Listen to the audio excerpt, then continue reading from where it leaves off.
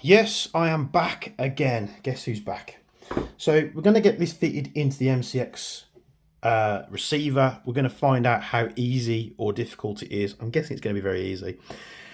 All I've done ahead of time is I took the mag release out. Now to take the mag release out, all you need to do is push the mag release button all the way in with your finger, and you need to carefully rotate it anti-clockwise, clearing this. You've got a little cutout section in between the two pieces of the mag release, which just slides past it, so just be careful as you do it. So we've got that and that. Where did the spring go? Has it rolled off the bench?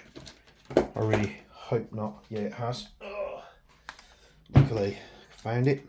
So once you took your mag release out, I'm guessing all we need to do is we need to take the selector out, the pin.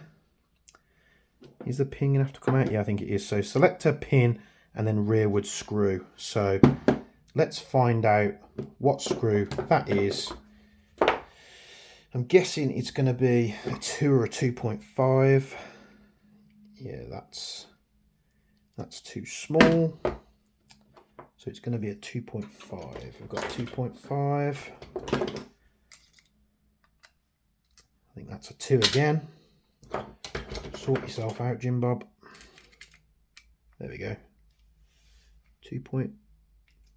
Right, that wasn't even tight. So if you've got an MCX, Toxicant MCX, you need to double check all your screws, because as experience would have it, they do like to work themselves loose.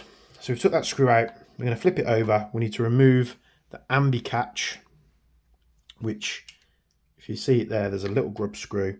I'm guessing that's a 1.5 or maybe even a 1. Let's try a 1.5 first. Is this a 1.5? Yes, it is. And we're going to remove that little grub screw. Okay, it's not a 1.5. Next size down is a 1.3. It is a 1.3 millimeter Allen key. We remove that screw and we slide that off. I don't think there's anything to go awry, because everything's done by that spring and pin system here to give you your clicks. Now we're going to cock the hammer, and like an MWS, we're just going to push and out it comes. That actually comes out far easier than the MWS one. The MWS one, you have to give a little bit of a twizzle and a little tickle under the nuts and it comes out. So we've removed that. We're going to have to remove the pin, I believe. So let's give it a tap and see what happens. Yep, just a little tap with a pin set. And once we've done that, oh, look at that.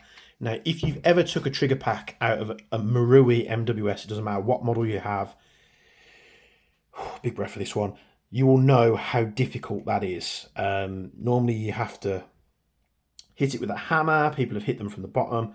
The best method I've found for MWS ones is take like a little jet lighter, like a cigarette lighter, and I just apply heat to the receiver both sides, just to get the receiver nice and warm. It expands a little bit.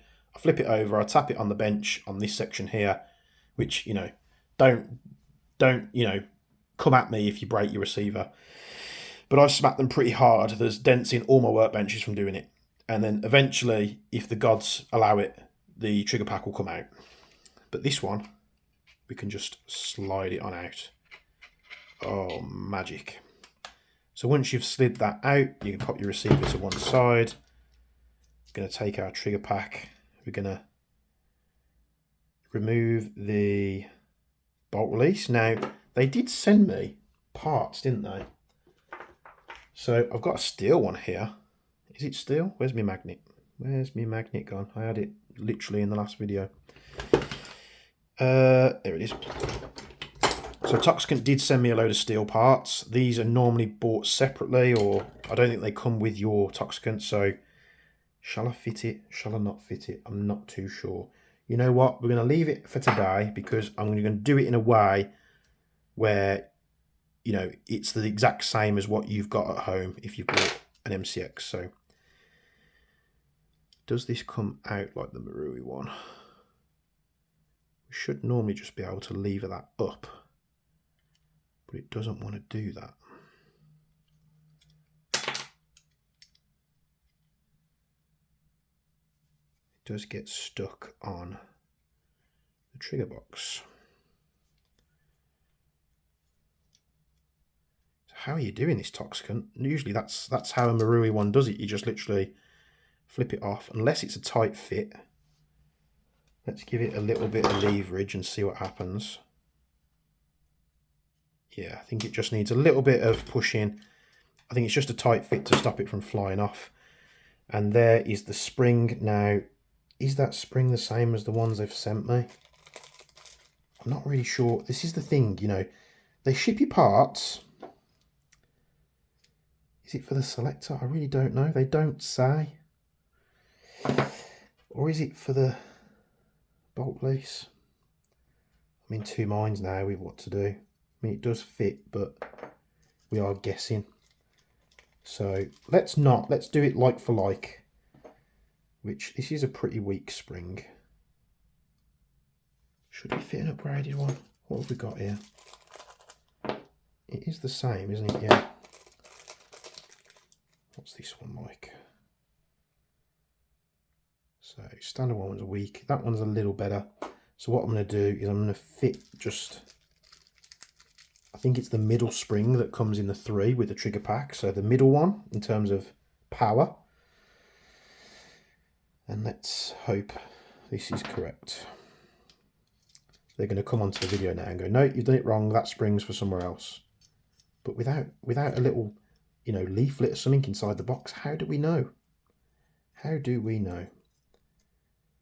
Is this going to go on easier than the other one? Is it going to go on at all?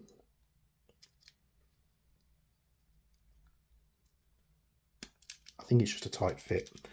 It would make sense that they've, I mean, that is really tight. So, oh, hang on, I just did it easier. How did I do that? We'll fit the standard one. We'll keep it simple. I think I did it at an angle.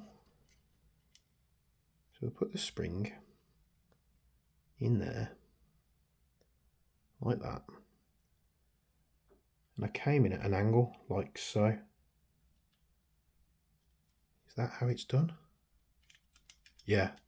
So as you're taking your bolt release off, as you pull it, you just slightly tilt one side up, and it comes out like a twist. You see, you twist it as you put it like that, and it comes off really easy.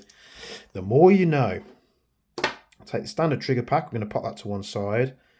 That came off it. That came off it. We're going to put the Z-ish type plate on there. I'm amazed how many people ask me about that part, you know, asking if it was going to be an issue. I don't think it's going to be an issue at all. Take the trigger pack. It slides straight in just like that. How cool does that look? We'll take our screw. I will tight this in before I use it, guys. Don't panic. But in terms for like videoing purposes, it's just easier if I get to it. And also you want to make sure it works before you Loctite anything. So we're going to pop that screw in. I'm not sure which way this pin sat in. I think it's that way. Let's loosen the screw as we do that. So we're just going to take the screw out a turn. Take the pin. Going to tap that into place, like so. I'm hoping that's the right way. There is literally sweat dripping down my face. It's that hot in here. Going to tighten the rear screw up, like that. Once we tighten that screw up, we can take our selector. We're going to cock the hammer.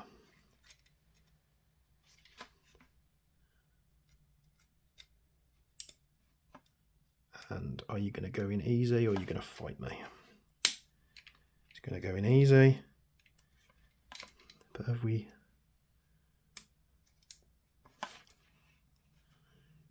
Very tight for some reason.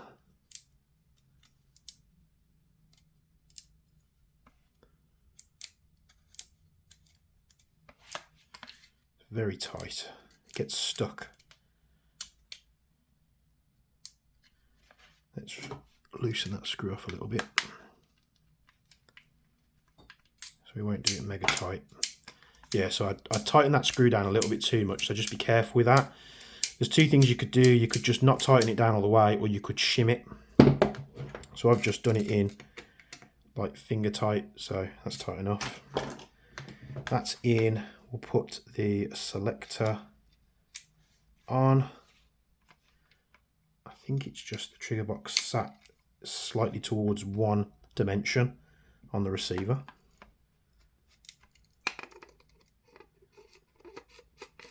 Tighten that grub screw up like so. Oh, need to take the bit with it.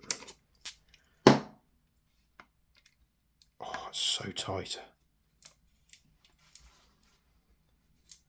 I wonder if I put the pin in the wrong way. Has the pin gone in the wrong way? I don't think so. The pin's gone incorrect. Oh, it's cooking. Let's loosen this off a little bit more. Just gonna. This is just something I do when I fit parts like this. I'll loosen like screws off and stuff, and I'll just give it a bit of a shock, let it sit in place.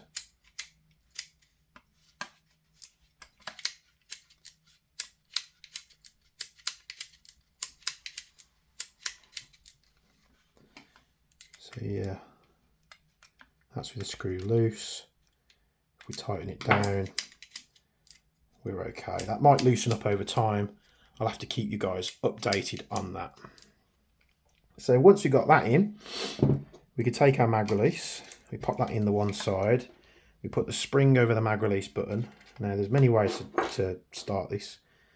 I tend to just set it up like that with the mag release in, and then I'll take the button and I'll push it so the spring's in place. Once that's lined up, push it in all the way, and then I can start turning the mag release in till it grabs. Have you grabbed yet? No, you haven't. You're making me look bad, Toxicant trigger box. Right, there we go.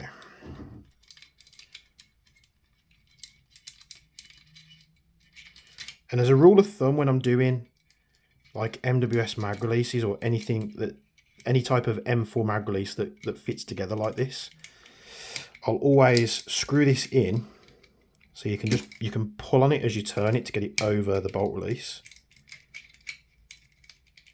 And I'll just keep screwing it in until the screw sits flush on the button. Like that. So it's just flush there. It's not reset in, it's not sticking out, it's flush, so you don't feel it.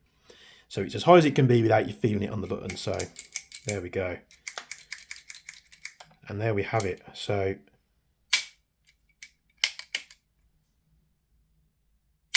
there's no pre-travel compared to the original one.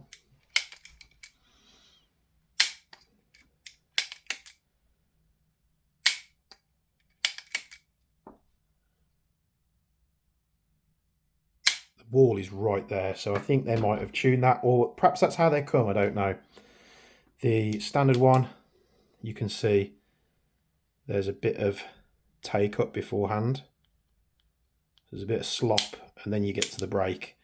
But the brake is less predictable. It's because the brake is really light.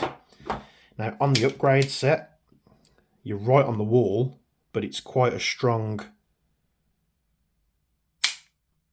It's a much stronger pull. You have to be more assertive with it. So I'm guessing the trigger spring is a little bit stronger.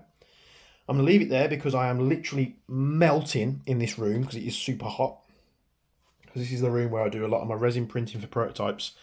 So all the windows are blacked out to stop UV light getting in. So I'll leave it there. And then perhaps the next video, depending on when I get round to it, we'll compare this with the Rattler and see which we prefer. But that is how to install it. Thanks as always for tuning in, and as always, from me and Bench, we'll see you in the next video.